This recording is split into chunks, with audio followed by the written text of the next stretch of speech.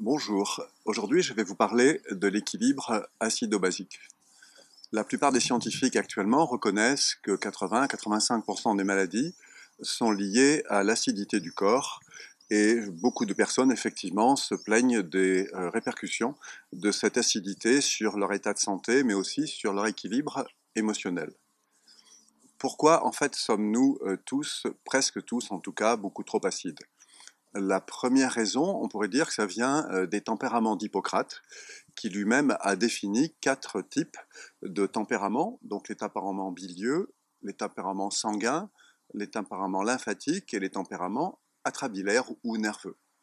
La plupart des personnes en France, en Occident, ont plutôt un tempérament bilieux. Ça veut dire qu'elles se font souvent de la bile, qu'elles sont très construites alchimiquement avec l'élément de l'air et qu'elles manquent beaucoup d'éléments terre. Le fait d'avoir beaucoup d'éléments air fait qu'on a l'esprit vif, rapide, que l'on peut penser à plusieurs choses en même temps, qu'on a des capacités intellectuelles généralement étendues, mais en contrepartie, le fait de manquer de terre fait que le corps, et particulièrement la rate et le pancréas, sont en insuffisance et que cela maintient l'intestin en acidose. Donc c'est la première raison en fait liée à l'acidité du corps, la première cause de l'acidité du corps est le tempérament auquel on appartient.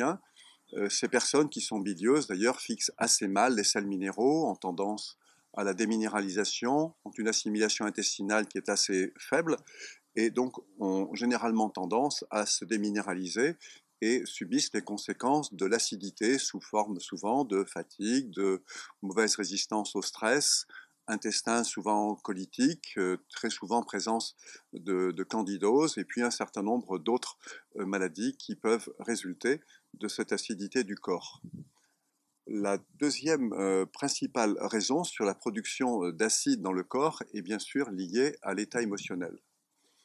Il faut savoir, et je pense que chacun d'entre nous le comprend aisément, que chaque fois que nous avons des émotions, ça veut dire des stress, des chocs émotionnels, des contrariétés, eh bien le corps génère de l'acide qui va se rajouter à la tendance naturelle que beaucoup de personnes ont déjà au niveau de leur organisme et ce qui va augmenter encore l'acidité du corps. Cette acidité est d'ailleurs facile à mesurer. Il suffit d'utiliser des bandelettes qui mesurent le pH, que l'on peut se procurer facilement dans des pharmacies. Et à ce moment-là, on peut vérifier en testant les deuxième et troisième urines du matin quel est le niveau de pH pour chaque personne. C'est une chose que nous recommandons parce que ça permet d'avoir réellement des précisions sur l'acidité exacte de notre corps. Et la plupart des personnes sont effectivement très surprises de voir à quel point leur organisme est vraiment acide. Le pH mesure la concentration en protons, le potentiel hydrogène donc, et pour les urines, pour rester dans un contexte simple, il serait souhaitable d'être à un pH aux alentours de 7.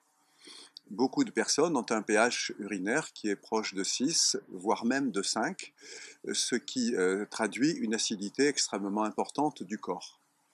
En effet, on mesure une concentration en protons qui est logarithmique. Cela veut dire concrètement qu'à pH 7, on a 60 milliards de protons au centimètre cube. À pH 6, on en a 600 milliards. Et lorsque le pH atteint 5, la concentration est de 6000 milliards. Ces chiffres traduisent assez facilement en fait l'acidité du corps et ses conséquences. Imaginez quelqu'un qui a 60 milliards de protons et un autre qui en a 6000 milliards. On voit bien quelle est la différence extrêmement élevée et qui traduit l'acidité du corps.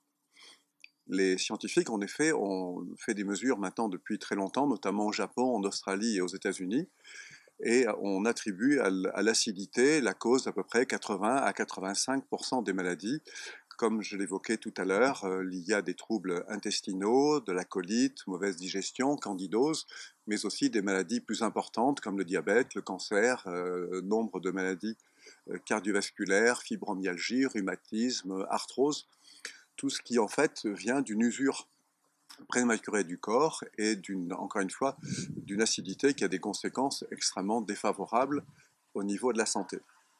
Le troisième facteur qu'il faut rajouter, c'est que la plupart des personnes consomment aussi au niveau alimentaire, dans leur alimentation, trop d'aliments acides. Et donc, nous conseillons de réduire au maximum ces aliments qui n'ont pas d'intérêt pour la santé et qui, au contraire, ont des inconvénients majeurs. On peut citer parmi les plus évidents tous les yaourts, qui sont tous acides, les vinaigres, qui ont des pH entre 3 et 5, les tomates, qui sont en plus des fruits, mais qui sont relativement acides, bien sûr les agrumes, les oranges, les mandarines, les clémentines, les pamplemousses, dont les pH sont aux alentours de 3,5, et puis le sucre, qui est le principal ennemi pour la santé, qui, outre le fait qu'il abîme le pancréas, a aussi des conséquences sur l'acidité du corps de façon extrêmement importante. Et puis il faudrait citer quelques boissons comme les sodas, bien évidemment très riches en sucre, et le café, qui est extrêmement lui-même acide, assez gras d'ailleurs, donc il y a des conséquences sur le pancréas, donc on en déconseille quand même la consommation. C'est pour ça que si on considère que la plupart des personnes ont déjà un tempérament bilieux, qu'en même temps, le fait que certains organes ne fonctionnent pas réellement bien, ça aussi produit par des résidus métaboliques de l'acidité. Si on rajoute les conséquences du stress, de l'émotionnel, des chocs émotionnels, qui encore une fois produisent des quantités d'acide extrêmement importantes, eh bien on comprend, rajouté à certains types de boissons inadaptées, on comprend bien qu'en effet 80 à 85% de la population a un tempérament biologique qui est beaucoup trop acide et avec les conséquences défavorables que cela en a. Donc dans les principaux facteurs de correction, bien évidemment, nous allons suggérer de réduire la consommation d'aliments acides, évidemment de pouvoir faire un travail sur l'émotionnel, c'est-à-dire sur la guérison des blessures émotionnelles, sur l'état de tension nerveuse qui malheureusement est très fréquent chez la plupart des personnes, donc faire de la méditation, faire plus d'exercices physiques, du tai chi, peut-être des exercices de yoga, enfin des choses qui vont favoriser l'émotionnel, harmoniser notre émotionnel, peut-être des élixirs floraux aussi qui sont un complément tout à fait intéressant, et en même temps faire des exercices de façon générale qui vont permettre d'être dans un état de plus grande sérénité. Petite précision souvent qui est abordée à propos des agrumes. Est-ce que tous les agrumes sont défavorables au niveau de la santé?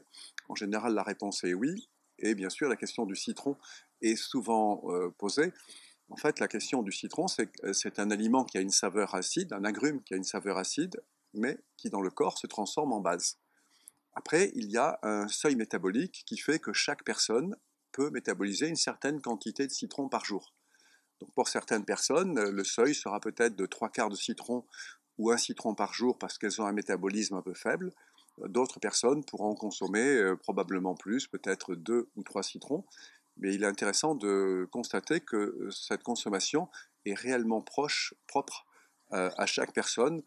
Et il en est de même de la plupart des aliments parce que on sait maintenant que chacun d'entre nous a une sorte de cartographie alimentaire et qu'il est souhaitable de tester quelle est l'alimentation qui convient à chaque personne.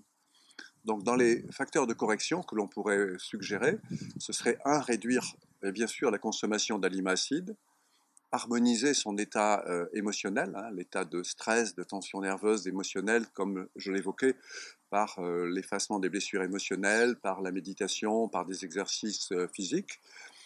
Et puis, l'autre facteur de correction qui est vraiment déterminant, c'est de la consommation, boire de l'eau alcaline, c'est-à-dire c'est une eau qui a un pH très élevé et dont les effets bénéfiques ont été testés déjà par les médecins japonais depuis 1958. Et le fait de boire de l'eau avec un pH de 8,5 ou de 9 a un effet déterminant pour harmoniser le pH du corps, parce que les recherches scientifiques ont montré que même si on réduit l'acidité des aliments, si on consomme moins d'aliments acides, eh bien le corps malheureusement reste quand même assez largement acide, notamment à cause évidemment du fonctionnement de l'émotionnel, du stress et de la tension nerveuse. Donc voilà en quelques mots comment on pourrait résumer cet équilibre acido-basique, et vraiment ça fait partie des facteurs fondamentaux pour notre santé. Donc utilisez tous ces moyens pour harmoniser votre organisme et réduire vraiment autant que vous pouvez votre acidité. Et au final, je vous suggérerais réellement de tester avec des bandelettes de pH, comme ça vous serez réellement certain de l'état réel de votre organisme.